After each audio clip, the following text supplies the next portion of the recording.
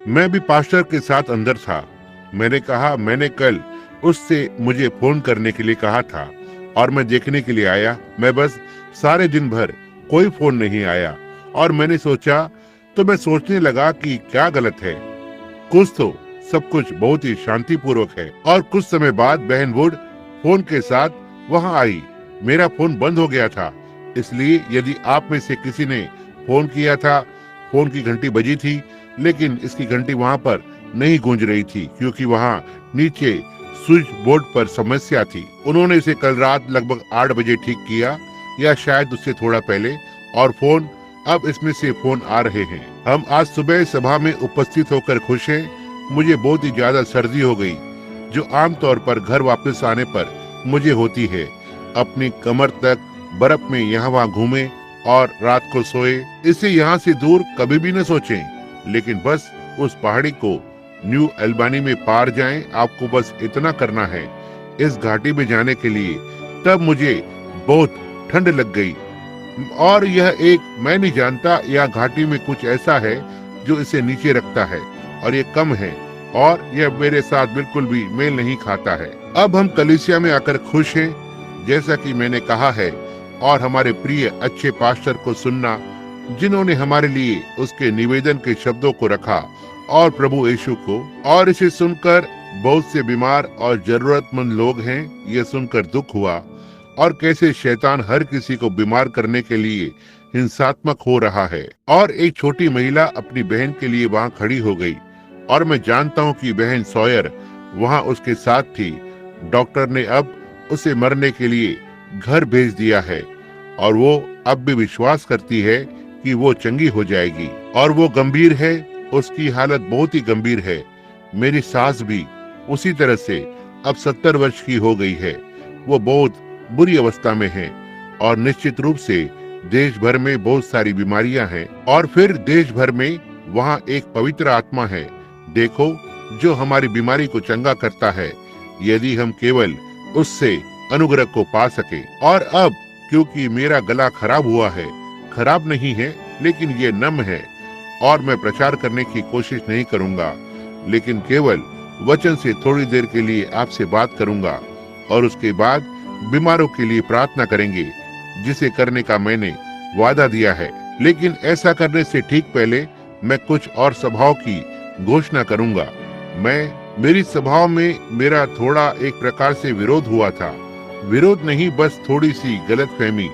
और बहुत सी बार मेरे पास मेरी सभा के लिए अभिव्यक्त करने का जरिया नहीं होता है, जैसे कार्य क्षेत्र पर अन्य भाइयों के पास होता है, जैसे रेडियो और टेलीविजन और पत्रिकाएं और इत्यादि। और ऐसा करने में, क्योंकि कोई कहेगा भाई ब्रैनम को यहाँ होना है। अब इस सप्ताह के लिए 3 स्थानों पर मेरा विज्ञापन किया जा रहा है। बस आज ही 3 अलग अलग स्थानों पर किया गया है। एक वहाँ केंटकी में, 2 कैलिफोर्निया में, जिसके बारे में मैं जानता हूँ, और इसके विषय में आप कुछ नहीं कर सकते क्योंकि मुझे कोई अन्य आधिकारिक अभिव्यक्त करने का जरिया प्राप्त नहीं हुआ है। इसलिए यह इसे एक प्रकार से कठिन बना देता है। और हाँ, यदि यहाँ मेडिसन विले केंटकी के आसपास से कोई होगा, मेरे लिए पिछले हफ्ते वहाँ होने की घोषणा की गई थी और मुझे इसके बारे में कुछ नहीं पता था। और मैं घर आया और उन्होंने इसकी घोषणा की थी, और जिस भाई ने ऐसा किया उसका नाम एपिली था, या मैं सोचता हूँ कि यही उसका नाम था। पूरे अच्छे विश्वास के साथ उसने ऐसा किया। उसने मुझे फोन किया और पूछा कि क्या हम बस एक आशीष होने के लिए वहाँ जा सकते हैं और उसके लोगों से आशीष को पाने के लिए। और उसने फोन किया। मैंने उससे कहा कि आप भाई मूर से पूछें। खैर, फिर मुझे जाना था। मैंने उसे बताया कि मुझे उसी दिन निकलना था। खैर, भाई मूर किसी को भी बताने से चूक गए, और कब, या मुझे बताएं या मेरी पत्नी को बताएं।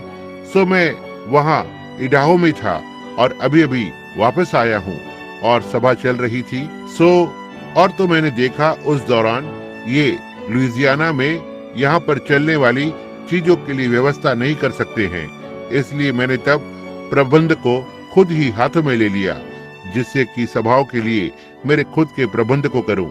जब तक मेरी सभाएं, मैं बस एक तरह से, मैं नहीं जानता। मैं सोचता हूँ कि किसी बात का अंगीकार करना प्राण के लिए अच्छा होता है। क्या आप ऐसा नहीं सोचते? मैं बस इन चीजों के विषय में बहुत अधिक धीमा रहा हूँ और बस किसी को भी कहीं भी जाने देना, बस बेतरतीब ढंग से उसे जाने देना, और मुझे पता चला ये भुगतान नहीं करता है। बहुत लंबे समय के बाद आप रखते, इसके लिए आपके पास कुछ व्यवस्था होनी चाहिए, और अब मैं प्रबंध को करने की कोशिश कर रहा हूँ, और मैं श्रीमती अर्नोल्ड को मिलूंगा। मैं लुइसविले में यहाँ एक मनुष्य है जो बहुत ही भला रहा है। जब मैं यहाँ सभाओं को ले रहा था, और उसका नाम भाई बरगम है, और वो 1 या 2 रात की सभा को चाहता था। मैं उनके छोटे बालक टेडी को देखने जा रहा हूँ। मेरा मानना है टेडी अर्नोल्ड इसी सप्ताह में किसी समय पर जाऊंगा, और फिर आने वाले शनिवार और रविवार को यदि मैं जा सकता हूँ, प्रभु ने चाहा तो मैं मेडिसन विले में होना चाहता हूँ। उनके पास वहाँ पर 25-30 सेवक थे। वे सारे वहाँ बैठे हुए किसी के लिए वहाँ आए। एक सेवक तो 600-700 मील से था। खैर वहाँ कोई नहीं था, इसलिए वहाँ नहीं था, और मेरी अपनी कोई गलती नहीं थी। लेकिन सिर्फ गलतफहमी होने से या उसे फोन करने को अनदेखा करने से, और मैं अगले सप्ताह के अंत में वहाँ पर रहने की कोशिश करूंगा, प्रभु ने चाहा तो। फिर 5 से लेकर 6 तारीख तक मैं ब्रुकलिन, न्यूयॉर्क में रहूंगा, और वहाँ से बाद में 14, 15 और 16 को पाकर्सबर्ग, वेस्ट वर्जीनिया में रहूंगा। बस कल रात और आज सुबह ही उन 2 व्यवस्थाओं को किया गया। अब शार्लोट, दक्षिण कैरोलिना अब मेरी सूची में है, लेकिन मैं नहीं जानता उसके बाद आगे छुट्टियां आती हैं। फिर हम पश्चिम की ओर जाएंगे। वहाँ पर एक बड़े सभागार में सभा को रखने जा रहे हैं। अब ये छोटी छोटी सभाएं हैं, जैसे कि उच्च विद्यालय और इसी तरह के स्थानों में हैं। पश्चिम तट पर वहाँ एक सभा होने जा रही है। ये उन 2 शहरों में होगी, ऑकलैंड और सैन फ्रांसिस्को, जो दोनों शहर ने मिलकर सभा को रखा है। और फिर फिनिक्स प्रतिनिधि मंडल, क्योंकि भाई रॉबर्ट्स इस वर्ष वहाँ नहीं जा सकते हैं। मैं एक प्रकार से फिनिक्स में उनके स्थान को लूंगा। पूरे मैरिकोपा क्षेत्र की सभा में यह एक मिलकर प्रयास किया गया है, और मेरे लिए प्रार्थना करना, क्योंकि मुझे इसकी आवश्यकता है। और मैं समझता हूँ कि हर समय विश्वास खुद को स्थापित करता है। शैतान हर एक बंदूक को नरक में ठीक इसकी ओर घुमाता है। इस तरह से आप देखते हैं, इसलिए यह इसे बहुत कठिन बना देता है। तो आज सुबह बीमारों के लिए प्रार्थना करना है। मैं परमेश्वर के अनंत वचन में से कुछ पढ़ना चाहता हूँ, और वचनों से बस कुछ ही समय के लिए बोलना चाहता हूँ, और उसके बाद बीमारों के लिए प्रार्थना करेंगे। ओह, मुझे उसके विषय में बात करना कितना अच्छा लगता है। क्या आपको पसंद नहीं?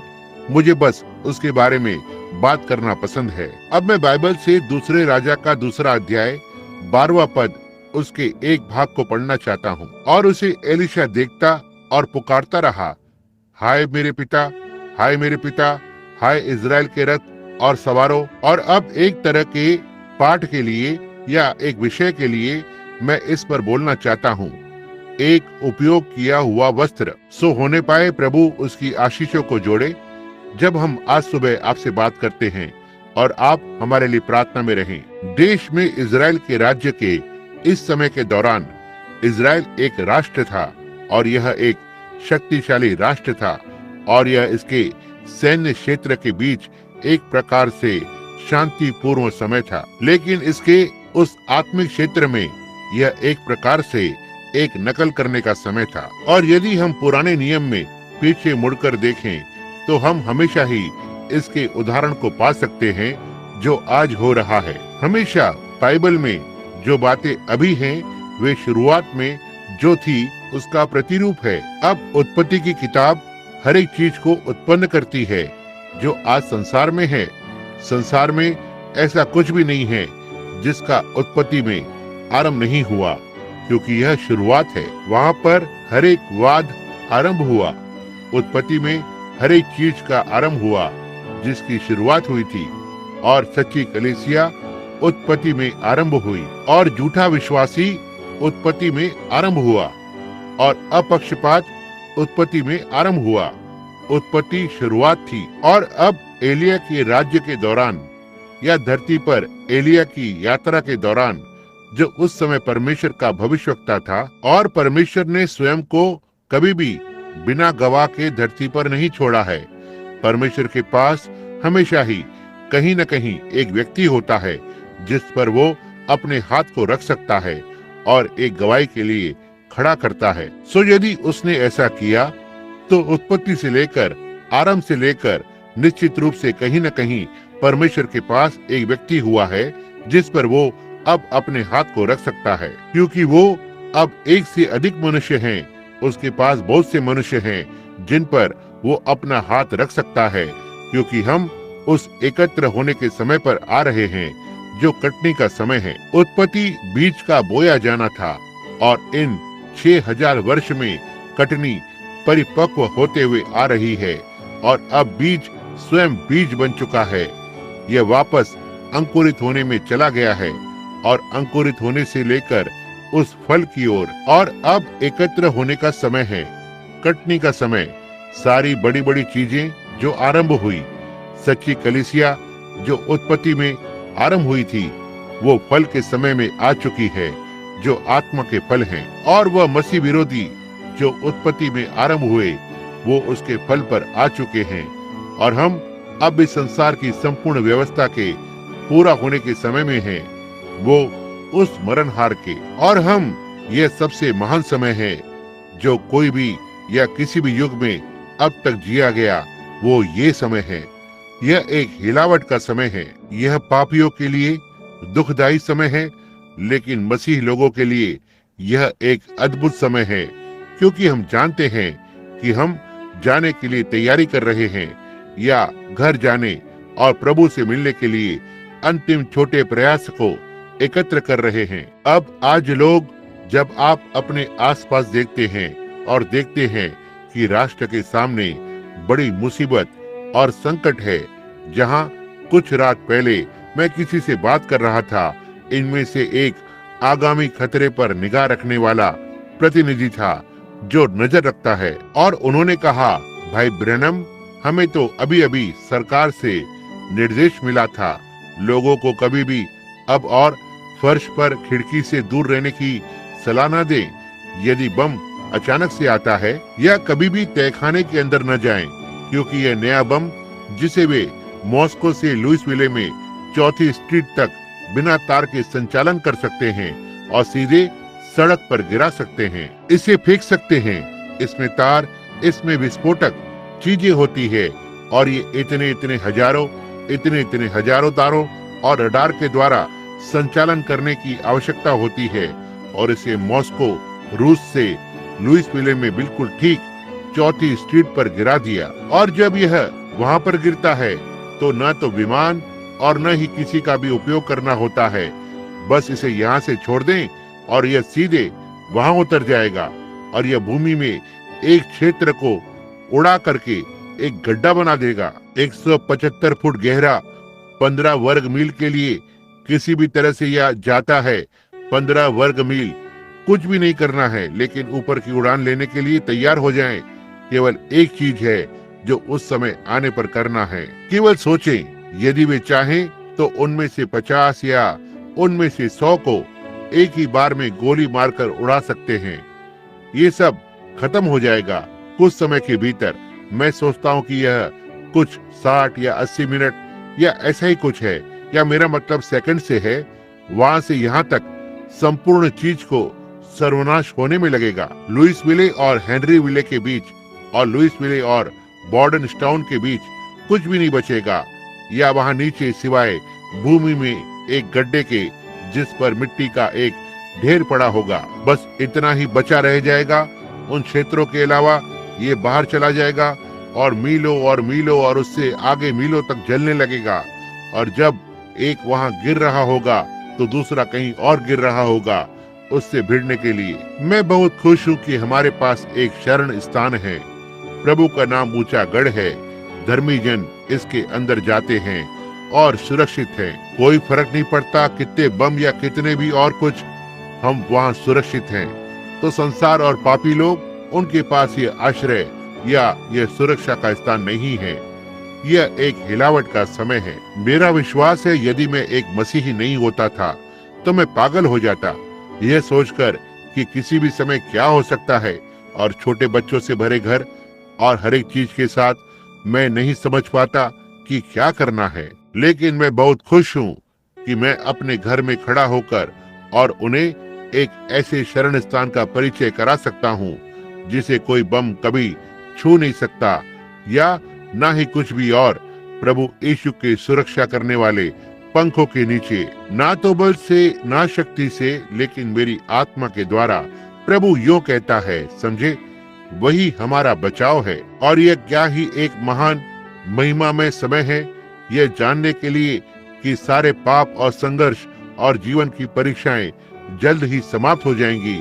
इन सारे दिनों में से एक दिन ये समाप्त हो जाएगा और हम प्रभु के साथ रहने के लिए घर चले जाएंगे। अब जो कुछ भी समय बचा है कि हम सुसमाचार का प्रचार करें, ताकि इस बड़े गढ़ के अंदर ले आएं, अधिक से अधिक जितना हम कर सकते हैं। और फिर जैसा कि हम आज के हमारे विषय का नमूना देखते हैं, जो एलिया के बारे में है, उसके शासन काल के दौरान वो, या धरती पर उसकी यात्रा के दौरान, क्योंकि वो एक महान पराक्रमी मनुष्य था। परमेश्वर उसे बहुत ही महान तरीकों से उपयोग कर रहा था, बहुत ही महान सामर्थ्य के साथ। और हम देखते हैं कि इस समय के दौरान वहां नकल करने वालों का एक झुंड था, जिन्होंने एलिया की नकल करने की कोशिश की थी, जिन्होंने उन्हीं चीजों को करने की कोशिश की जो एलिया ने की थी। और हम आज उसी तरह से बात को पाते हैं।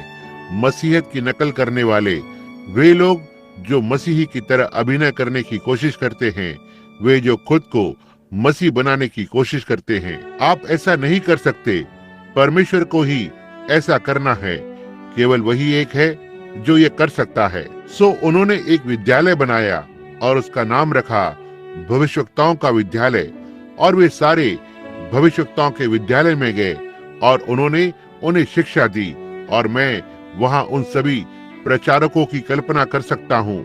वे उसी प्रकार के वस्त्र को पहने हुए हैं जिसे एलिया ने पहना था। मैं कल्पना कर सकता हूँ कि वो उसकी आवाज की नकल करने की कोशिश कर रहे थे, जिस तरह से वो बोला और जिस तरह से उसने खुद को प्रदर्शित किया। हर एक जन उसी तरह करने की कोशिश कर रहे थे, क्योंकि एलिया एक महान व्यक्ति था जिसका परमेश्वर ने उपयोग किया। और आज हम उसी चीज को पाते हैं। ज्यादा समय नहीं हुआ, मैं एक रेडियो प्रसारण सुन रहा था।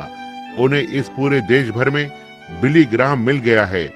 जब से बिली लुइसविले में था, हर एक जन उसी बात की नकल करने की कोशिश कर रहा है। लगभग उसी तरह से अपने बालों में कंघी करते हैं और वैसे ही कपड़े पहनते हैं और उसी तरह की आवाज निकालते हैं और इत्यादि। लेकिन आप ऐसा नहीं कर सकते। आपको बस वही होना है जो आप हैं, और परमेश्वर ने आपको जो होने के लिए बनाया है।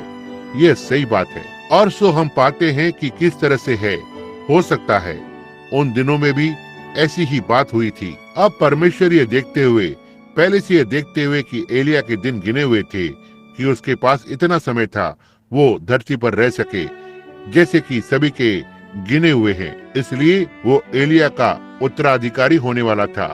और जब वो बना तो परमेश्वर ने इस मनुष्य को बुला लिया। जब उसने उसे बुलाया तो वह किसी धर्म विद्यालय में नहीं था। वो खेत में एक बैल के जुए के साथ हल को जोत रहा था, सेवा को कर रहा था, या अपने माता पिता की देखभाल कर रहा था। और परमेश्वर ने उसे एलीशा, मेरा मतलब एलिया का उत्तराधिकारी होने के लिए बुलाया। शायद विद्यालय में जाने वाले कई लोगों ने सोचा था कि उन्हें यकीन है कि वे उसके उत्तराधिकारी होने जा रहे हैं।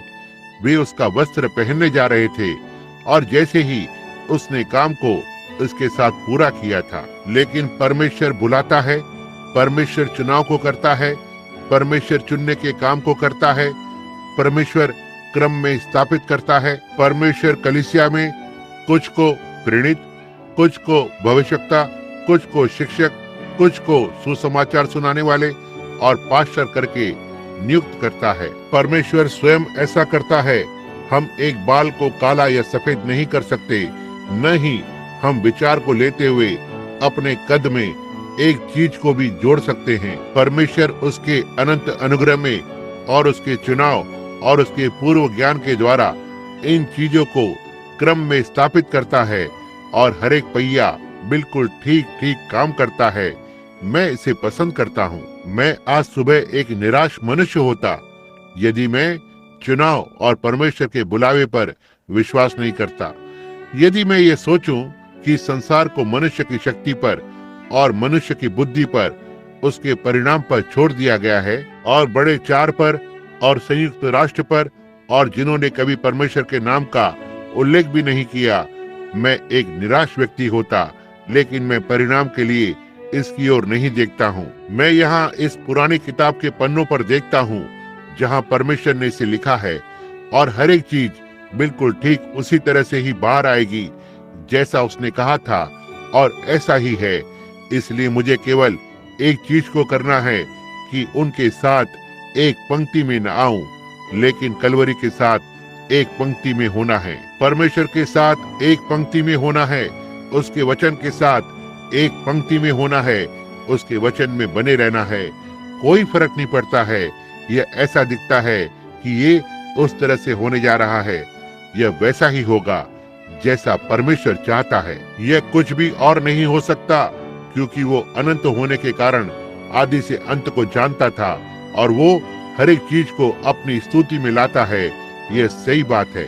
सारी चीजों को एक साथ काम करना होगा, हर एक चीज को ठीक अपने स्थान पर आकार लेना होगा। ओह, क्या यह एक मसीही में साहस को नहीं लाता है? कुछ भी गलत नहीं हो सकता। आखिरकार यह हमारी लड़ाई नहीं है, यह उसकी लड़ाई है। यह हमारी बुद्धिमत्ता नहीं है, यह उसकी बुद्धिमत्ता है। हमें केवल एक ही काम करना था, वो है कि हमें वहां हमारे विश्वास और भरोसे को रखना था और शांत रहकर और परमेश्वर की महिमा को देखें। देखो कि यह किस तरह से अपने स्थान पर घूमता है और हर एक पहिया घूमता है। यह यहाँ से वहां तक बिखरा हुआ हो सकता है, लेकिन जब परमेश्वर वचन बोलता है तो यह उसके सही स्थान पर चला जाएगा। वो आदि से अंत को जानता था। वो जानता था कि वो चुनने जा रहा है। वो जानता था कि इससे पहले जगत का निर्माण हो, एलीशा एलिया की जगह को लेगा। हर एक चीज को बस बिल्कुल सही काम को करना है। और हम अपने प्रियजनों और इत्यादि के बारे में चिंतित हैं। क्या वे कभी अंदर आएंगे? उनके नाम यदि वे मेमने के जीवन की किताब में जगत की नींव डालने से पहले लिखे गए थे, वे ठीक वहां काम करेंगे। यही केवल वो चीज है जो वो कर सकता है। हम गवाही देते हैं और प्रकाश को चमकाते हैं। परमेश्वर ऐसा करता है, उस एक को उनके पास लाता है। अब एलिया पर ध्यान देना। जब उसने अपना वस्त्र उस पर फेंका और इसे उस पर परखा। दूसरे शब्दों में, एलिया वो भविष्यवक्ता जिसके कंधों पर परमेश्वर का वस्त्र था, उसने नीचे आकर उसे उस किसान एलीशा के पास यह देखने के लिए रख दिया कि क्या यह उस पर ठीक या फिट बैठता है, और इसे काट कूट करने में, उस वस्त्र में फिट होने में लगभग 10 वर्ष लग गए। आप जानते हैं, परमेश्वर आमतौर पर हमें दुकान में रखता है और हमें काटता छाटता है। अब उसने एलीशा पर फिट होने के लिए अपने वस्त्र को काट कूट नहीं किया। उसने एलीशा को वस्त्र में फिट होने का आदेश दिया, और यही है जो वो आज करता है। वो हमें वस्त्र में फिट करने के लिए काट कूट करता है, न कि हमें फिट करने के लिए वस्त्र को। कभी कभी हम वस्त्र को हमें फिट होने के लिए बनाना चाहते हैं, लेकिन हम ऐसा नहीं कर सकते। आपको अपने आप को उस वस्त्र के लिए काट कूट होने या देना होगा। ये परमेश्वर का वस्त्र है और उसने इसे सिद्ध बनाया है, और हमें करना है, उसे हमें उस क्षेत्र के अंदर लाना होगा ताकि हमें वो वस्त्र फिट बैठ जाए। इसलिए हम अपने आप में सिद्ध नहीं हो सकते। हम जानते हैं कि हम नहीं हो सकते। हमारे लिए ऐसा होने का कोई तरीका नहीं है, और फिर भी उसने हमें होने के लिए कहा। इसलिए लेकिन जो उसने किया, उसने हमारे लिए एक प्रायश्चित्त को किया, प्रभु यीशु मसीह और उसकी धार्मिकता। यही है जहाँ से सिद्धता आती है।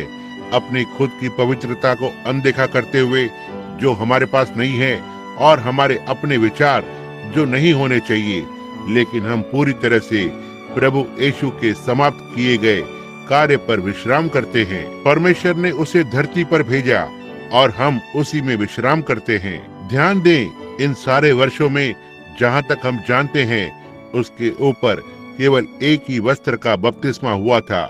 लेकिन उन वर्षों के दौरान परमेश्वर ने मनुष्य के चरित्र को एक ऐसे स्थान पर ढाला था जहाँ उसके बुलाए जाने के बाद कि वो वस्त्र के अंदर फिट बैठ जाए और प्रभु का सेवक बने। और उसके बाद जब एलिया वहां से होकर निकला और इसे उस पर फेंक दिया और वे गिलगाल की ओर चल दिए, और वे बहुत से स्थानों पर गए, भविष्यवक्ताओं के विद्यालय पर से जो उनके मार्ग पर था आगे यात्रा कर रहे थे। और अंत में एलिया कोशिश कर रहा था एलीशा वापस चला जाए।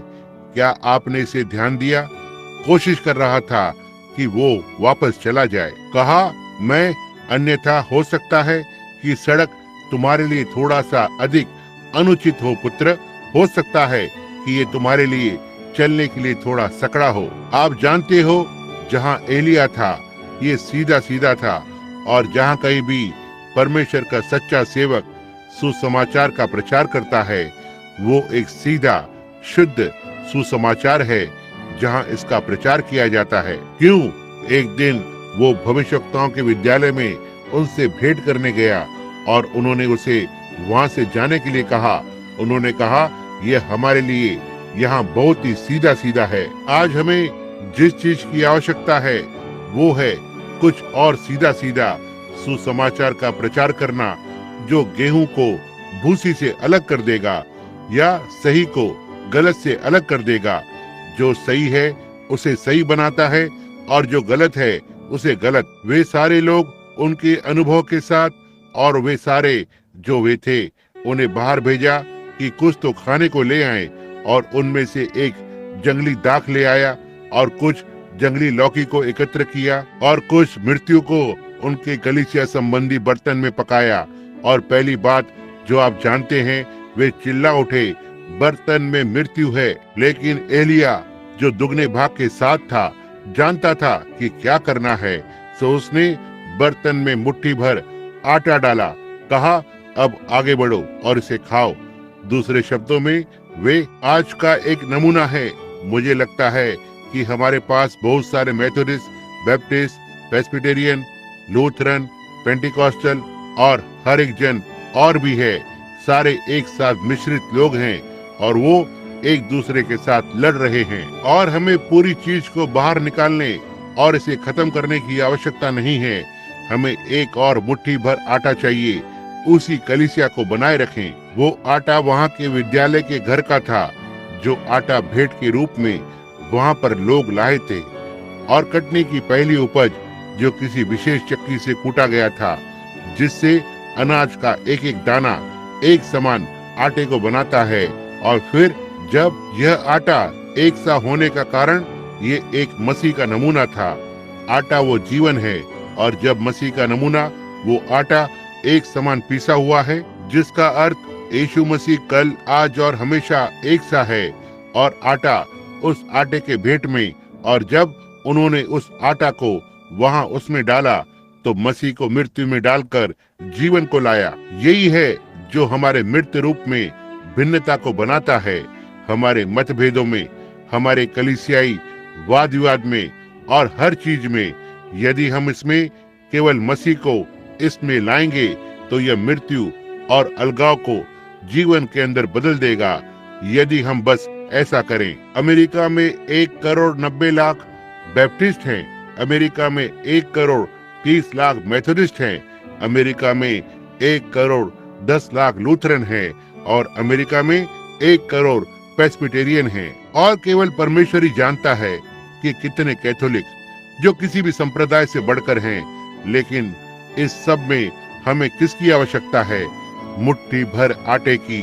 हमें जीवन को कलीसिया में लाने की आवश्यकता है, और मसीह वो जीवन है, वो हमें जीवन देने आया। तो उनके पास अपने विवाद थे और उनके विद्यालय और उनके धर्म सिद्धांत और इत्यादि थे। तब एलिया ने एलीशा से कहा, बेहतर होगा कि तू वापस लौट जा, क्योंकि वो मार्ग थोड़ा कठिन हो सकता है।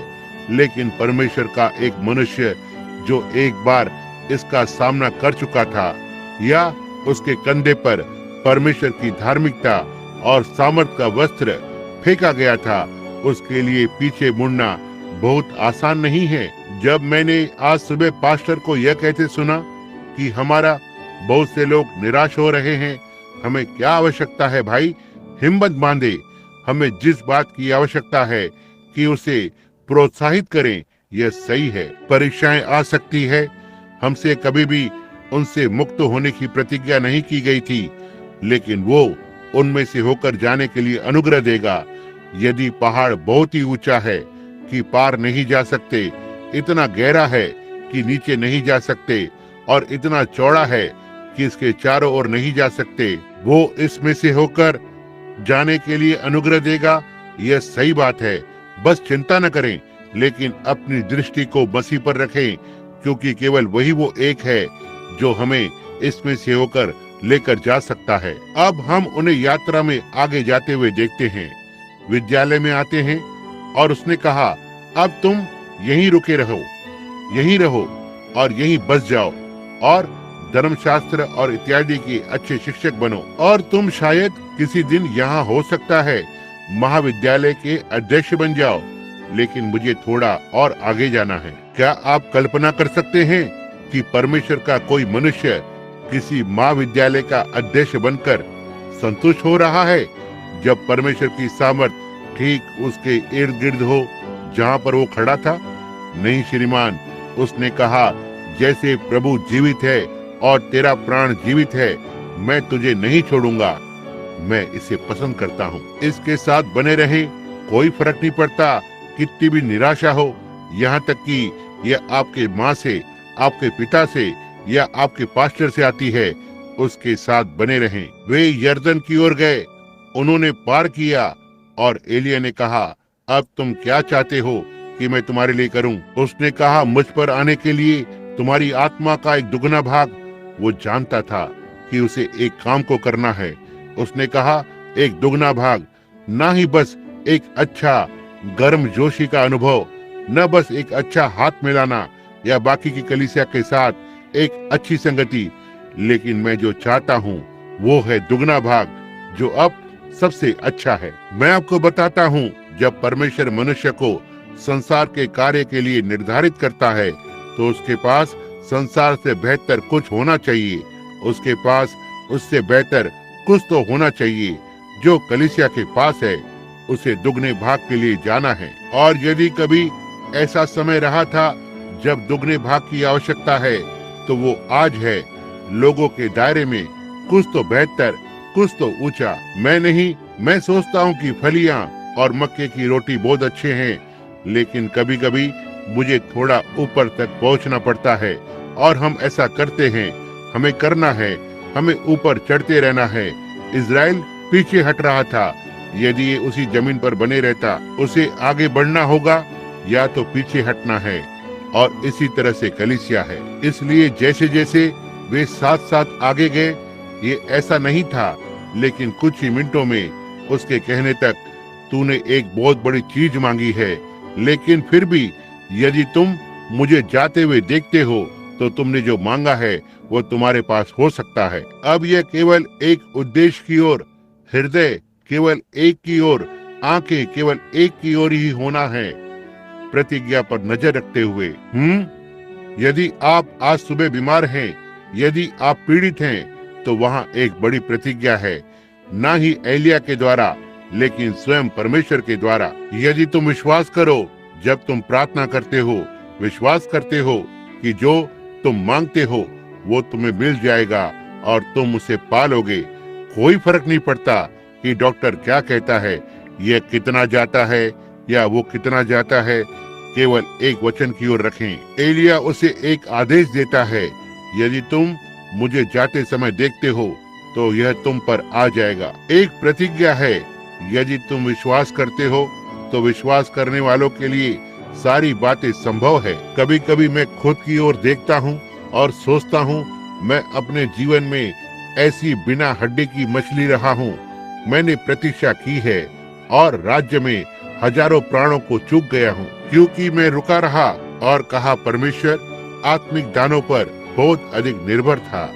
कहा प्रभु यदि आप मुझे केवल दिखाएं, यदि आप मुझे दर्शन को देंगे कि क्या करना है, और परमेश्वर एक दर्शन को देता है, तब मैं वापस मुड़ूंगा और कोई तो मुझसे कुछ और बात करने दो। और ओह, मैं कभी उस स्थान पर अब तक नहीं आया जब तक मैं, जैसा मैं इस समय पर कि मैं महसूस करता हूँ कि ये एक विश्वास है कि हमें अवश्य ही वहाँ कदम को रखना चाहिए, क्योंकि यह एक प्रतिज्ञा है। और जो काम उसने किए हैं और जो चंगाइयाँ उसने की हैं और जो अद्भुत कार्य उसने किए हैं, यहाँ तक कि नीचे आकर और उसकी तस्वीर को हमारे बगल में ही लिया गया है और इत्यादि, जिसे जगत के आरंभ के बाद से कभी नहीं जाना गया, और फिर बिना हड्डी की मछली की तरह पास खड़े होते हैं। यह मुझे यहाँ तक अपने आप में निराश होने को लगाता है। यह समय है कि प्रतिज्ञा पर दृष्टि को लगाए रखें, और यही है परमेश्वर के अनुग्रह के द्वारा मेरा ऐसा करने का लक्ष्य है। और मैं समझता हूँ कि नरक का हर एक शैतान उस पर निशाना लगाएगा, लेकिन परमेश्वर के अनुग्रह से मुझे प्रतिज्ञा पर दृष्टि को बनाए रखना है। एलीशा ने कहा यदि तुम, मेरा मतलब एलिया ने कहा यदि तुम मुझे जाते हुए देखते हो तो तुम्हारे पास वो होगा जो तुम मांगते हो। ये सही बात है, तुम्हें इस पर अपनी दृष्टि को बनाए रखना होगा। प्रतिज्ञा को देखो जैसे क्या हो, यदि कोई विद्यालय, यदि वह पीछे मुड़कर और कहे हे लड़कों मैं अब कैसे कर रहा हूँ, भविष्यवक्ता के ठीक पीछे पीछे चलते हुए, हो सकता है वह विफल हो जाता। लेकिन उसने इस बात की परवाह नहीं की कि विद्यालय क्या सोचता है या सभी शिक्षक क्या सोचते हैं। उसने इस बात की परवाह नहीं की कि पड़ोसी क्या सोचते हैं या घर या जिसने उसे देखा है। उसने प्रतिज्ञा में उसके विश्वास को बनाए रखा। आज हमें जिस चीज की आवश्यकता है वो है परमेश्वर की प्रतिज्ञा में विश्वास, और उस पर ध्यान न दें यह एक क्या कहता है या वो एक क्या कहता है। जैसा कि एक भाई ने कहा, एक सेवक की 2 लड़कियां थी जो गूंगी थी, और इसने दिव्य चंगाई पर आलोचना की थी कि बच्चे चंगे नहीं हो सकते। आलोचना करने वालों पर ध्यान न दें, प्रतिज्ञा पर अपना विश्वास बनाए रखें। परमेश्वर ऐसा कहता है, विश्वास की प्रार्थना रोगियों को बचाएगी और परमेश्वर उन्हें उठाकर खड़ा करेगा। यदि वो इस एक बहरे गूंगे को सुनने को लगा सकता है तो वो दूसरे बहरे गूंगे को सुनने को लगा सकता है। हम अचूक प्रमाणों के द्वारा जानते हैं कि वो ऐसा करता है।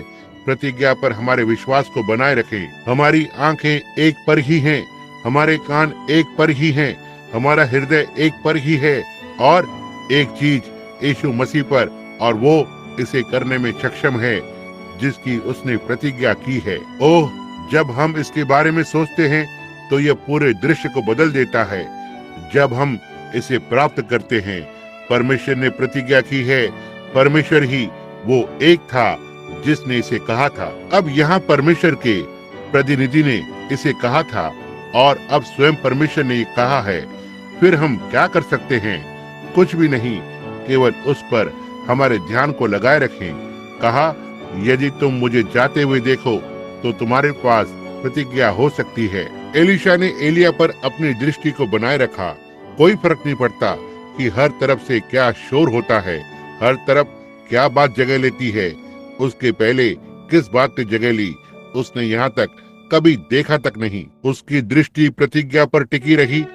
आप वहाँ हैं, आपकी दृष्टि प्रतिज्ञा पर है। मैं उस महिला के विषय में सोचता हूँ जिससे हमने उस रात भेंट की थी, बहन सॉयर, और डॉक्टर ने उसे बताया कि उसकी हालत कितनी खराब थी, और मैंने उसे कभी नहीं बताया, प्रियजन को बताया, और उसके लिए कभी भी ठीक होना कितना असंभव होगा। अब भाई उसके दामाद ने मुझसे इसके बारे में पूछा।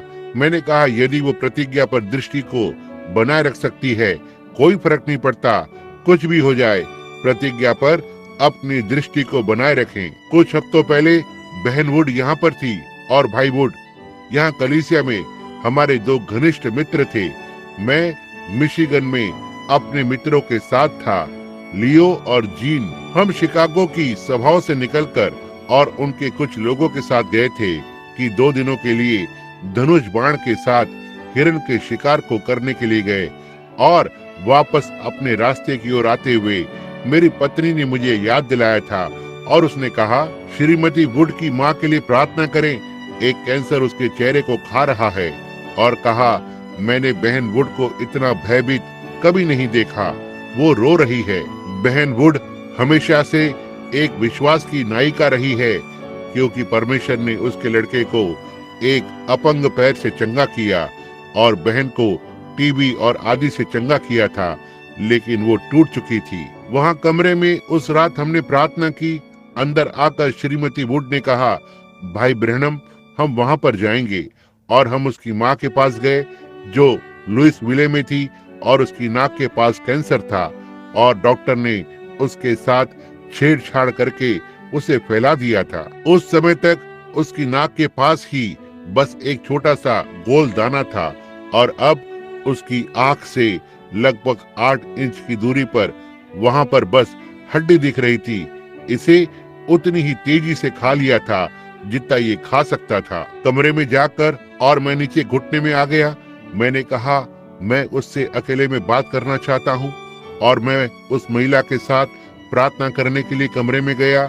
और जब मैं कमरे में था, मैंने सोचा, हे परमेश्वर, यदि आप मुझे केवल एक दर्शन दिखाएं कि महिला के साथ क्या होने जा रहा है। श्रीमान और श्रीमती वुड बाहर बैठे हुए थे, यह देखने के लिए रुके हुए थे कि दर्शन क्या बताएगा। लेकिन जब मैं वहां था, मुझे दोषी ठहराया गया। एक दर्शन की प्रतीक्षा करने से मुझे दोषी ठहराया गया। ऐसा दिखाई दिया कि जैसे कुछ तो वापस संदर्भ में कहा गया, तुम्हें बताया नहीं गया था, जबकि प्रतिज्ञा को पहले ही कहा जा चुका है, तो तुम्हें एक दर्शन की क्या जरूरत है। इसलिए मैंने घुटने टेक कर और प्रार्थना की, और प्रार्थना करते समय कुछ तो तब भीतर लंगर हुआ था, प्रतिज्ञा का विश्वास। वापस बाहर आया और श्रीमती वुड, जब मैंने उसे इसके बारे में बताया तो उसने कहा, क्या आपने कुछ देखा भाई ब्रैनम?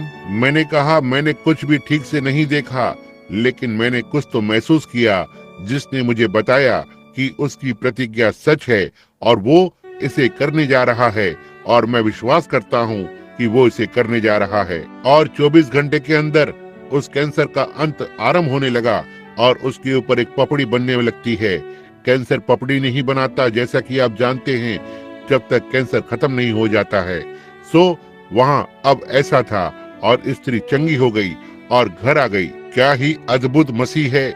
हमारी आंखों को प्रतिज्ञा पर बनाए रखते हुए परमेश्वर यूं कहता है। लेकिन जब हम कभी कभी प्रार्थना करते हैं, हम चले जाते हैं और कहते हैं, ठीक है, इसे तुरंत नहीं किया गया था, तो हो सकता है अच्छा होगा हम फिर से वापस जाएं।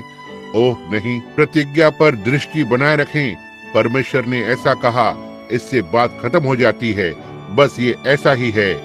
यदि परमेश्वर ने ऐसा कहा, तो परमेश्वर अपनी प्रतिज्ञा को पूरा करने में सक्षम है, या तो वो इसे कभी पूरा नहीं करेगा। अब्राहम ने उन चीजों को ऐसा बताया जो नहीं थी, मानो वे थी, और 25 वर्षों तक असंभव पर खड़ा रहा, क्योंकि उसने इसे ऐसा गिना कि परमेश्वर अपनी प्रतिज्ञा को पूरा करने में सक्षम है। आमीन। और हम विश्वास के द्वारा अब्राहम की संतान हैं। निश्चय ही एलिया ने अपनी दृष्टि को बनाए रखा, या एलिया पर एलीशा ने, और जैसे जैसे वे आगे बढ़ते गए, और कुछ देर बाद रथ आया और उन्हें अलग कर दिया, और एक को एक ओर, एक को दूसरी ओर, और उसके बाद इसने एलिया को ऊपर उठा लिया। उस पर वो रथ पर चढ़ गया और ऊपर चला गया, और उसने अपने वस्त्र को कंधों पर से उतारकर और इसे पीछे एलीशा के ओर फेंक दिया, क्योंकि एलीशा उसके लिए विकसित हो गया था। आप जानते हैं, इसलिए यह उसके लिए फिट बैठ गया। और क्या आप कल्पना कर सकते हैं? ओह, मैं चाहता हूँ कि आप मेरी ओर अपना पूरा ध्यान दें, क्योंकि मैं अपने गले में जलन को महसूस कर रहा हूँ। मैं आपसे कुछ पूछना चाहता हूँ। क्या आप कल्पना कर सकते हैं कि एलीशा ने कैसा महसूस किया होगा जब उसने इस वस्त्र को उठाया होगा, उसने इसे अपने खुद कंधे पर रखा होगा। ओह, क्या ही अनुभूति है। मेरा यह अर्थ व्यक्तिगत से नहीं है, लेकिन लगभग 10 वर्ष पहले यहाँ पुलपिट पर से मैंने एक उपदेश पर प्रचार किया था। दाऊद जो हाथ में गोफन लिए हुए योद्धा था और उसके सामने गोलियात था। उन दिनों कार्य क्षेत्र में कोई चंगाई अभियान नहीं थे, कहीं भी नहीं, जैसा कि हम जानते हैं। और ओह, दिव्य चंगाई पर लोग कितने आलोचनात्मक थे, लेकिन एक व्यक्ति से भेंट करने के बाद वहाँ कुछ तो था। और पास्टर लोगों ने मुझे बताया कि मैं अपने दिमाग को खो रहा हूँ कि ऐसा नहीं हो सकता, लेकिन यहाँ इसी जगह से मैंने दाऊद पर बात की। कहा, क्या आप मुझे ये बताना चाहते हैं कि यह जीवित परमेश्वर की सेनाएं, क्या यह खतना रहित फलिस्तीनी इस सेना का सामना करने देगा? एक छोटे से उम्र का, कंधे झुके हुए, घुंघराले बालों वाला लड़का जिसने भेड़ की खाल का कोट पहने हुए था और उसके हाथ में गोफन था, इजराइल की एक पूरी सेना के साथ खड़ा हुआ, पीछे हटी हुई, और वो अकेला बाहर निकल पड़ा उस एक मनुष्य के साथ जो एक भाले के साथ था, जो कुछ 19 फुट लंबा था और उसके सिरे का वजन काफी शेकेल का था। हो सकता है कि यह 20 पाउंड स्टील का हो, नुकीला, 19 फुट का भाला, उसकी उंगलियां 14 इंच लंबी हों, और दाऊद का वजन शायद 90 पाउंड का था, और वो खड़ा हुआ ऊपर और नीचे उछल रहा था छोटे से मुर्गे की तरह, और कह रहा था, तुम्हारे मुझे कहने का मतलब ये है, ओह प्रभु, कि तुम उस खतना रहित फलिस्तीनी को जाने दोगे? यदि वो उसके स्थान पर बना रहता है तो वो बना रहे, लेकिन वो जीवते परमेश्वर की सेना को ललकार रहा है। ओह प्रभु, क्या ही नायक है। और तुम सब उससे लड़ने को जाने से डरते हो। कहा, मुझे उसके सामने जाने दो। ओह प्रभु, उसने कहा, स्वर्ग का परमेश्वर जिसने मुझे एक शेर को गोफन से मारने दिया, उसने मुझे एक भालू को गोफन से मारने दिया, और वो कितना और अधिक करेगा, उस खतना रहित फलिस्तीनी को मेरे हाथ में कर देगा, निश्चित रूप से। और जब पहली जीत हुई थी और गोलियात गिरा दिया गया, तब इजराइल की सारी सेना दाऊद के पीछे पीछे चलने लगी, और उन्होंने सिर काट दिया और परास्त किया। इजराइल मतलब फलिस्तीनियों को उनके ही देश के अंदर परास्त करके भगाया। उन्होंने हर एक कोनों में उनको घेर लिया और उनका घात किया, और उनके नगर पर अधिकार किया, और हर एक चीज को ले लिया और विजय को प्राप्त किया। भाइयों और बहनों, अलौकिक क्षेत्रों में भी ऐसे ही काम को किया गया है। जब उन्होंने कहा दिव्य चंगाई काम नहीं कर सकती, अद्भुत कार्यों के दिन बीत चुके हैं। यदि अद्भुत कार्यों के दिन बीत चुके हैं, तो परमेश्वर के दिन बीत चुके हैं। जो कलीसिया अलौकिक में विश्वास नहीं करती, वो अतः मर जाएगी, और परमेश्वर उस कलीसिया को छोड़ देगा। छोड़ना ही है, और परमेश्वर ने प्रतिज्ञा दी, और परमेश्वर की प्रतिज्ञाएं अनंत हैं। यहाँ कुछ समय पहले जब कुछ लड़कियां रेडियम धातु के साथ खिलवाड़ कर रही थी और इसे डुबा देती और रेडियम को हाथों की घड़ियों पर रंग देती, मेरे पास इस पर कुछ है। और एक लड़की ने गलती को किया और ब्रश को लेकर अपने मुंह में चिपका दिया। इसने उसे मार डाला, और वर्षों और वर्षों के बाद उन्होंने एक सूक्ष्मदर्शी दूरबीन को लिया और उस लड़की की खोपड़ी पर रखा, और वे अभी भी उस रेडियम की आवाज को सुन सकते थे। बुर्र, यह अंतहीन है, यह काम करता रहता है, करता रहता है और करता रहता है, उस पर कोई रोक नहीं है। और ओह भाई, यदि रेडियम का प्रभाव हम पर उस तरह से होता है, तो वो अंतहीन, अनंत, अलौकिक, सर्वशक्तिमान, सर्व अनंत, सर्वशक्तिमान परमेश्वर कितना और अधिक होगा। उसका वही प्रभाव होना चाहिए जब उसने आरंभ किया था। उसे इसे पूरी तरह से इसमें से करना है। या तो वो सर्वशक्तिमान परमेश्वर नहीं है, वह अभी भी किसी ऐसे व्यक्ति के लिए रुका हुआ है जिसके पास एक दृढ़ विश्वास है, जो बाहर निकलकर और शत्रु को उसके वचन के आधार पर चुनौती देगा और कहेगा ये ऐसा है। और अब क्या हुआ? जैसे ही मान चंगाई का अभियान आरंभ हुआ, फिर हजारों सैनिक परमेश्वर के लोग जो ओरल रॉबर्ट्स, टॉमी हिक्स जैसे छोटे कलीसियाओं में वहां पड़े हुए थे और बहुत से दूसरे कार्य क्षेत्र पर उत्कृष्ट पुरुषों ने अपनी तलवार को बाहर खींचा और वे निकल पड़े। यह तलवार जो आगे और पीछे, ऊपर और नीचे और अंदर और बाहर हर कहीं काटती है, एक विचारों को परखने वाली है, यहाँ तक हड्डी हड्डी को भी। जब उन्होंने देखा कि यह किया जा सकता है तो उन्होंने अपनी बाइबल, अपनी तलवार को बाहर खींचा और बाहर निकल पड़े और हमने शत्रु को परमेश्वर के अनुग्रह के द्वारा परास्त किया है। इतना तक कि सारे संसार में एक चंगाई की बेदारी हो गई थी। इसे किया जा सकता है। छोटे छोटे पास्टर जिनके पास 2-4 कलीसियाएं और इत्यादि थी, वहां आग लग गई और उन्होंने दर्शन देखा, तलवार को हिलाया और आगे निकल पड़े और शत्रु को ललकारा। आप कैसे जानते हैं कि वहां है? वहां महान पुरुष हैं, कांग्रेसी उपशाह, इंग्लैंड के किंग जॉर्ज और बहुत से महान पुरुष जो बीमार और पीड़ित पड़े हुए थे, सर्वशक्तिमान परमेश्वर की सामर्थ्य के द्वारा चंगे हुए थे। इसलिए वे अभी इस बारे में कुछ नहीं कह सकते हैं। इसे किया जा चुका है निश्चित रूप से। वो तब एलिया चला गया। बाद में उसकी पूरी हृदय की इच्छा थी कि उस प्रतिज्ञा को पाऊं। वो प्रतिज्ञा को चाहता था। यह उसका उद्देश्य था। उसका सब यही था। यह उसका जीवन था। यही सब कुछ उसका इरादा था। सब कुछ, हर एक चीज उस प्रतिज्ञा को पाने पर टिकी रही। मुझे दृढ़ विश्वास है कि भरोसा करने के लिए कि हम इस बात के विषय में ईमानदार नहीं हैं जिसके बारे में हम बात कर रहे हैं। यदि आज सुबह आपका पूरा उद्देश्य इस पर विश्राम करता है, मेरी चंगाई के लिए परमेश्वर को स्तुति देना। मैं परमेश्वर की सामर्थ्य के द्वारा चंगा होने के लिए दृढ़ निश्चित हूँ।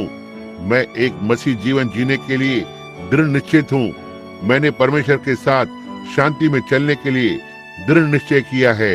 मैं इसे करने के लिए दृढ़ निश्चित हूँ। मैं परवाह नहीं करता कि माँ क्या कहती है, कलीसिया क्या कहती है, पास्टर क्या कहता है, कोई और क्या कहता है, दुनिया क्या कहती है। मैं दृढ़ निश्चित हूँ। यही है, मेरा हृदय एक ही बात पर स्थिर है। आप तब कहीं तो पहुंचने जा रहे हैं। फिर जब एलीशा ने देखा कि उसे पाने के लिए दृढ़ निश्चित कर लिया है, एलिया ने देखा कि एलीशा दृढ़ निश्चित था, उसने उसे प्रतिज्ञा दी। अब प्रतिज्ञा ये थी, यदि तुम मुझे जाते समय मुझे देख सकते हो, यदि तुम मुझे देख सकते हो जब मैं छोड़कर जा रहा हूँ। अब यह एलीशा पर छोड़ दिया गया है। वो प्रतिज्ञा को सुनना चाहता था, इसलिए उसे प्रतिज्ञा मिली थी। अब वहाँ इसमें एक यदि है, यदि तुम मुझे जाते हुए देख सकते हो। अब यदि आप आज सुबह बीमार हैं और आप चंगा होना चाहते हैं, तो मैं आपको साबित कर सकता हूँ कि मसीह ने आपको प्रतिज्ञा दी है। प्रतिज्ञा आपकी है। यदि तुम विश्वास कर सकते हो, यदि तुम विश्वास कर सकते हो, परास्त नहीं होना। अब एलीशा भविष्यवक्ता एलिया के वस्त्र में लिपटा हुआ था। क्या ही विजय यात्रा है। किस तरह से वो चला, एक विजेता की नाई स्वर्ग की ओर कदम को रख रहा था। उसने प्रतिज्ञा को सुना था, उसने सामर्थ्य को महसूस किया।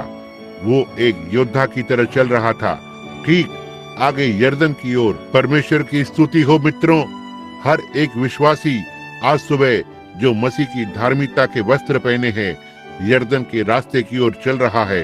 यह सही बात है। परमाणु बमों को आने दो, किसी भी तरह उसे आने दो।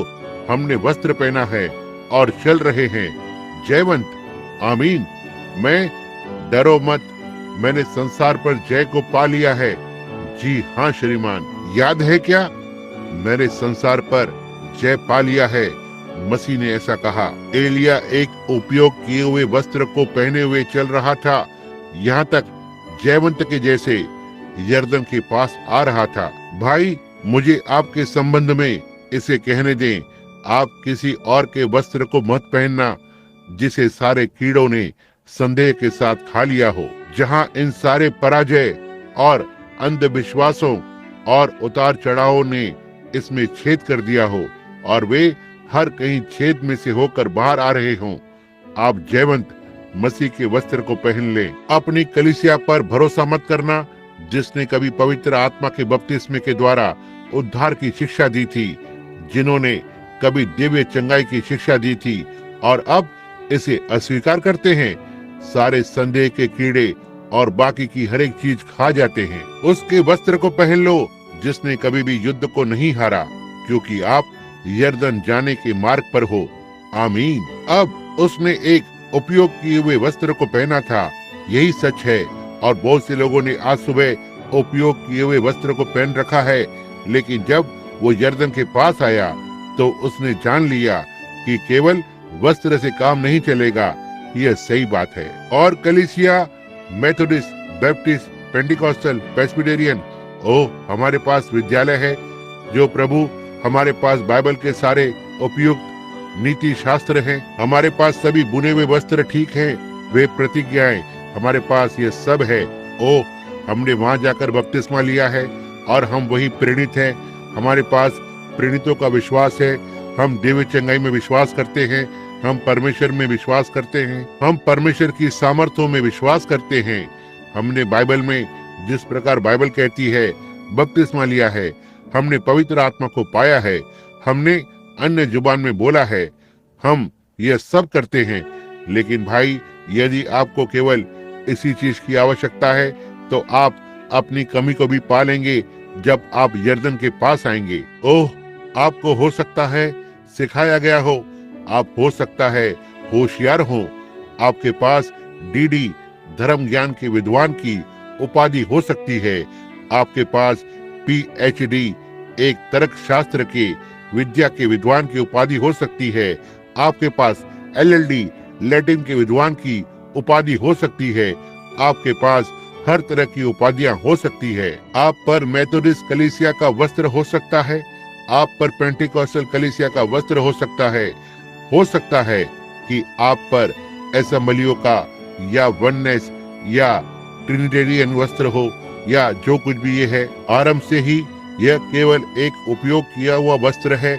यह सही है या किसी मनुष्य के बनाए मत सिद्धांत का विचार किया गया और इसी तरह से आदि का। और यहाँ तक यदि आप एक मसीह रहे हो और कलीसिया मसीह रही है और सही ढंग से वस्त्र पहने हो, लेकिन जब एलीशा खड़ा हुआ सबकी दृष्टि उस पर थी, नबियों और आलोचकों से भरे एक पूरे नदी के किनारे, यह देखते हुए कि वो क्या करेगा। और यहाँ वो एलिया का वस्त्र पहने हुए चलकर आता है।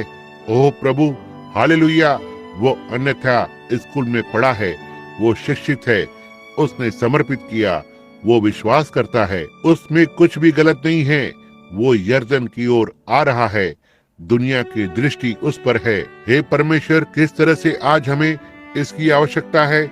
बहुत से स्कूल में सीखे हुए और शिक्षित विद्वानों के साथ, बहुत से लोगों के साथ जो उस बाइबल को टुकड़े करके अलग अलग कर सकते हैं और इसे गणित में एक साथ जोड़ सकते हैं। बहुत से लोग जो उनकी शिक्षा के तरीकों से बड़ी बड़ी चीजों को कर सकते हैं, जो उस बाइबल के इतिहास के वास्तविक समय को जानता है, जो आपको बता सकता है कि दीवट को किस समय पर जलाया गया था और किस समय बुझ गई थी। वे आपको इन सारी बातों को बता सकते हैं।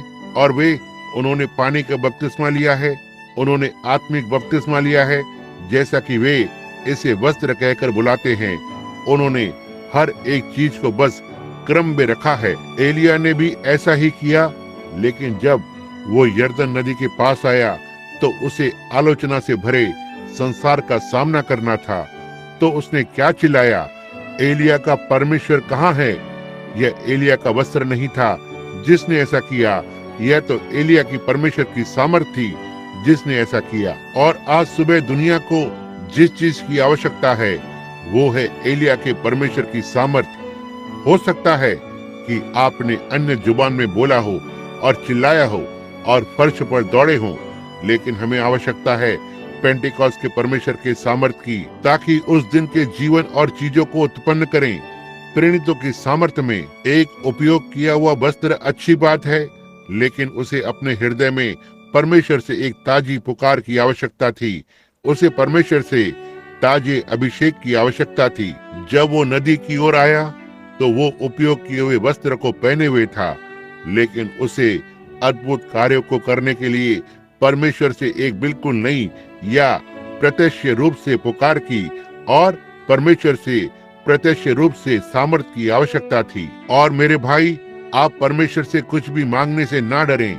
आपको अवश्य ही परमेश्वर से याचना करना है या परमेश्वर से मांगना है किसी भी चीज के लिए जिसकी उसने प्रतिज्ञा की है, क्योंकि यदि मैं एक ऐसे परमेश्वर का परिचय दे रहा हूँ जो सर्वशक्तिमान और सर्व सामर्थी है, और यदि मैं परमेश्वर का एक सेवक हूँ तो अवश्य ही परमेश्वर के कामों को करूंगा, और यदि मैं परमेश्वर के कामों को करता हूँ तो इन बातों को पूरा करने के लिए मुझे अवश्य ही परमेश्वर से मांग करना चाहिए, क्योंकि वो मुझसे असंभव को उत्पन्न करने की मांग कर रहा है। मुझे उससे पूछना है, मुझे उसे पुकारना है और वहां खड़े होकर कहना है, परमेश्वर आपने इसकी प्रतिज्ञा की है, वैसे ही आपको करना है।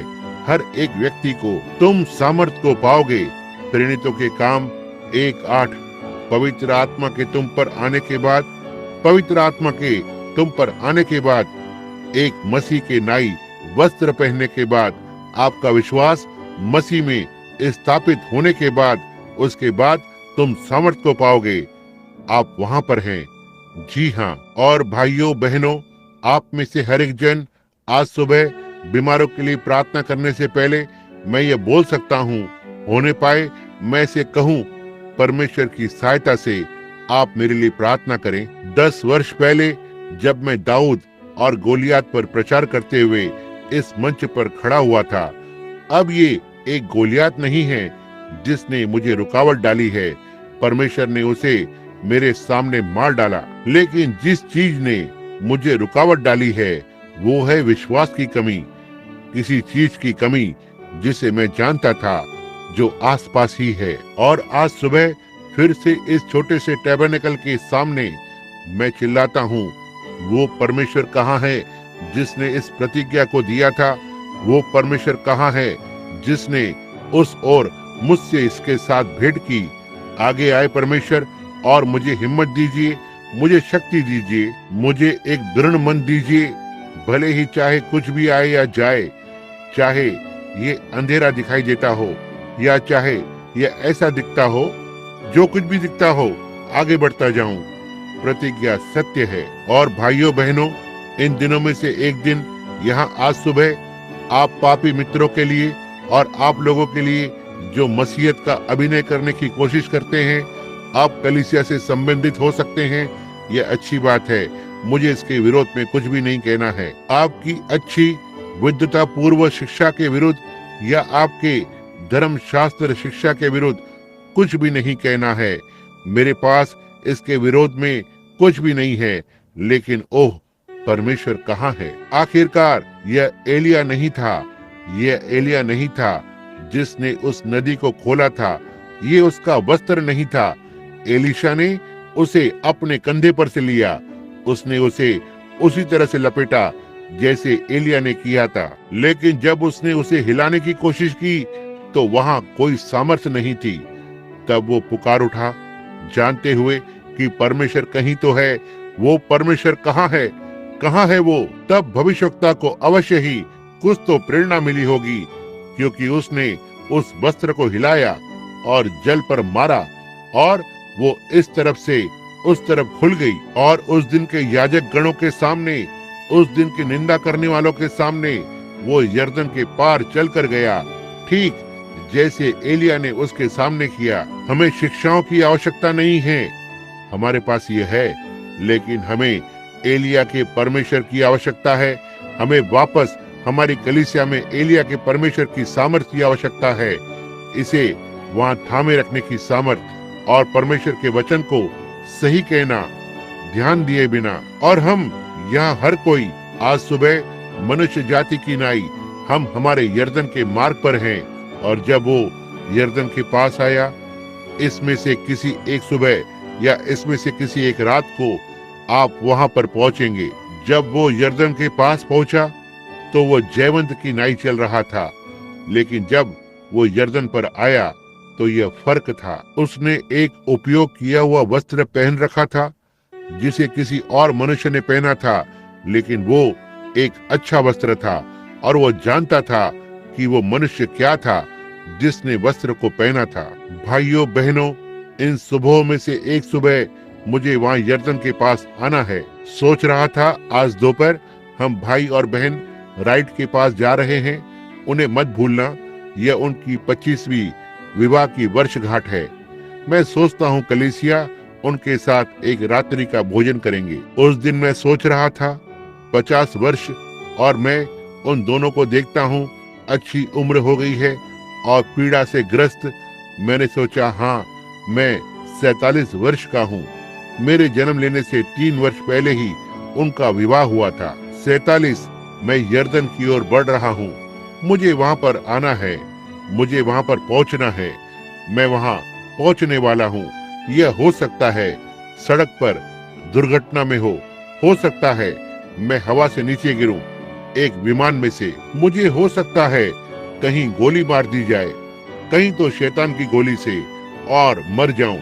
मैं नहीं जानता कि मैं कैसे जा रहा हूं, लेकिन एक बात को मैं जानता हूं, मैं जा रहा हूं और मैं यर्दन की ओर चलकर जा रहा हूं। लेकिन जब मैं वहां पहुंचूंगा तो मैं एक बात को जानना चाहता हूं कि मैंने एक उपयोग किया हुआ वस्त्र भी पहन रखा है। मैं अपने वस्त्र पर भरोसा नहीं करता हूं क्योंकि इसमें कोई अच्छाई नहीं है। क्योंकि एलिया ने जैसे ही एलीशा के वस्त्र को उठा लिया, उसने उसके वस्त्र को टुकड़े टुकड़े करके और नीचे फेंक दिया। और ये इसी तरह से था जब मैंने मसीह को पाया था।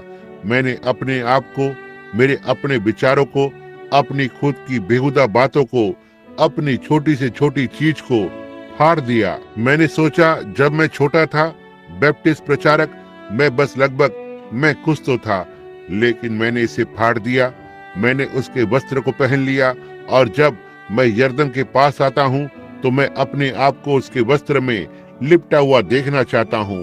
वो इसके पीछे पीछे आएगा और हम एक दिन वहाँ पर पहुँचेंगे। लेकिन आइए हम कुछ क्षण के लिए प्रार्थना करें। स्वर्गीय पिता, जब हम आज सुबह अपने इस यर्दन की ओर जयवंत की नाई बढ़ रहे हैं और किसी दिन हमें यर्दन को कुछ तो देना होगा, अर्थात मृत्यु के लिए। और ओह, यह कितनी भयानक बात होगी, परमेश्वर से एक अलगाव। हम उस ओर पार नहीं कर सकते हैं, नहीं। लेकिन एलिया जब वहां पहुंचा तो वो एलीशा के वस्त्र को पहने हुए था, एलिया के वस्त्र। और जब उसने वस्त्र को ले लिया, एलिया के, वो मनुष्य जो आपकी दृष्टि में सही रीति से प्रसन्न करने वाला था, और आपने उसे ग्रहण किया था और अपने साथ स्वर्ग में ऊपर उठा लिया था। और एलीशा उसके वस्त्र को पहने हुए था, सो उसने यर्दन को, मृत्यु को, एलिया के वस्त्र को समक्ष रखा और इसे स्वीकार किया गया था और यर्दन खुल गई और वो चलकर पार हो गया। प्रिय परमेश्वर, किसी दिन हमें वहां पर होना होगा। हम अपने अच्छे कार्यों को समक्ष नहीं रख सकते, हमारे पास कुछ नहीं है। हम संसार में कुछ भी समक्ष नहीं रख सकते। मुझे यहाँ तक कुछ भी इच्छा नहीं है कि समक्ष रखने की कोशिश करूं, लेकिन मुझे पूरी तरह से यीशु की योग्यता पर भरोसा है। आपने उसे स्वीकार किया और उसे मरे हुओं में से जिलाया और उसे परमेश्वर की उपस्थिति में लाया गया और हमेशा के लिए बना रहेगा। और परमेश्वर, मैं आपके समक्ष इसे रखना चाहता हूँ कि मैं उस पर विश्वास करता हूँ और मैं उससे प्रेम करता हूँ, और उसके अनुग्रह के द्वारा उसने हमें उसके अपने वस्त्र पहनाए हैं। और मैं प्रार्थना करता हूँ पिता कि अब आप युद्ध के दिनों में हमारी सहायता करेंगे और जहाँ परमेश्वर के लोग अवश्य ही परमेश्वर के कार्य को करें। मैं प्रार्थना करता हूँ कि आप हमें मसीह के वस्त्र, पवित्र आत्मा की सामर्थ को लेने देंगे और उस परमेश्वर के लिए पुकारें जो उसमें वास करता था। इसे प्रदान करें, हम मसीह के नाम में इसे मांगते हैं। और जब हमने अपने सिरों को झुकाया है, मैं बस सोच रहा हूँ, यहाँ आज सुबह यदि कोई एक व्यक्ति है जो इस वस्त्र के पहने बिना यर्दन की ओर जाने की कोशिश कर रहा है, यदि कोई ऐसा व्यक्ति है जिसने आप पर यीशु मसीह का वस्त्र नहीं डाला है, और यद्यपि इसे एक बार परमेश्वर के पुत्र के द्वारा पहना गया था। मैं सोचता हूँ यदि आज सुबह आपके पास वो नहीं है, यदि आप परमेश्वर की ओर हाथ उठाकर और कहें, प्रिय परमेश्वर, इस घड़ी मैं अब इसे स्वीकार करना चाहता हूँ। परमेश्वर आपको आशीष दे। महिला, क्या कोई और अपने हाथ को ऊपर उठाएगा? परमेश्वर आपको आशीष दे। पुत्र, कोई और है? बस अपने हाथ को ऊपर उठाएगा। परमेश्वर आपको आशीष दे। छोटे लड़के, परमेश्वर आपको आशीष दे। जवान पुरुष, कोई और है जो उसके हाथ को उठाएगा? परमेश्वर आपको आशीष दे। वहां पीछे महोदय, बस ऐसा कहें, परमेश्वर की सहायता से आज सुबह मैं अपनी खुद की धार्मिकता को छोड़ना चाहता हूँ। मेरे खुद के इरादे और मेरे सुख विलास और बड़े समय के विचार और पाप जिसमें मैंने जिया है, और मैं चाहता हूँ कि आज सुबह मसीह अपने वस्त्र को मुझ पर डाले कि मैं उसके वस्त्र का उपयोग करूं। मैं जानता हूं कि यह एक सिद्ध है। परमेश्वर आपको आशीष दे। पुत्र, कोई और कहेगा? और मैं बस उठाऊंगा। आप अपने हाथ को उठाकर कहें, मैं अब अपने जीवन में पवित्र आत्मा को स्वीकार करना चाहता हूं। मैं उसकी धार्मिकता के वस्त्र को पहनना चाहता हूं। जब मैं उस दिन वहां पर जाऊंगा तो मैं खुद को सामने रखकर नहीं और ऐसा नहीं कहूंगा, खैर अब आप जानते हैं कि मैंने किसी के लिए कुछ तो कोयला लाया था, मैंने ऐसा किया, ये अच्छा है, ये बहुत अच्छी बात है, लेकिन यह आपके जीने के लिए किसी को तो मरना था और केवल उसके कार्य के द्वारा ही आपको बचाया जा सकता है। क्या आप अपने हाथ को ऊपर उठाएंगे? कहें, मसीह, मैं अब खुद के मार्ग को छोड़ता हूँ, मैं आपके मार्ग को स्वीकार करता हूँ। मैं चाहता हूँ कि आप मुझ पर दया करें। जब मैं मार्ग के अंत में आऊं तो ठीक है। परमेश्वर आपको आशीष दे। महिला, परमेश्वर आपको आशीष दे। तो ठीक है, अब हम प्रार्थना करने जा रहे हैं। अब धर्मी स्वर्गीय पिता कुछ 7, 8, 10 हाथ ऊपर की ओर गए हैं। मैं उनकी स्थिति को नहीं जानता, आप उनके बारे में सब जानते हैं। मैं नहीं जानता, लेकिन आज वे आवश्यकता में हैं और वे महसूस करते हैं कि वे आवश्यकता में हैं और वे आने की इच्छा रखते हैं और सहायता को स्वीकार करने की इच्छा को रखते हैं। यह देखते हुए वो बड़ी घड़ी जो अब नजदीक है, वे परमाणु बम, वो बड़ी बड़ी चीजें जो हमारे लिए रुकी हुई हैं, और मैं प्रार्थना करता हूँ स्वर्गीय पिता कि आप इन लोगों को आशीष देंगे और आज आपका हाथ उन पर रखें और उनके सब अधर्म और संदेह को दूर कीजिए, और होने पाए वे खुद की धार्मिकता के पुराने कीट खाए हुए वस्त्र को फेंक दें, जहां नष्ट करने वाले कीड़े और झिंगुर हैं और अंधविश्वास के कीड़े और कलीसिया के लोग उनमें से होकर छेद कर दिया है, और वे ये अब और नहीं टिकेगा। होने पाए कि वे बस इसे फेंक दें और वहां पर जाकर और प्रभु यीशु के वस्त्र को ले लें। कहें, मैं उस पर भरोसा करता हूँ।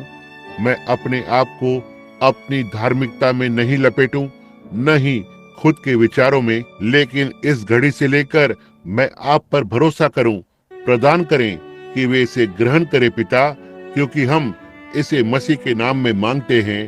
आमीन।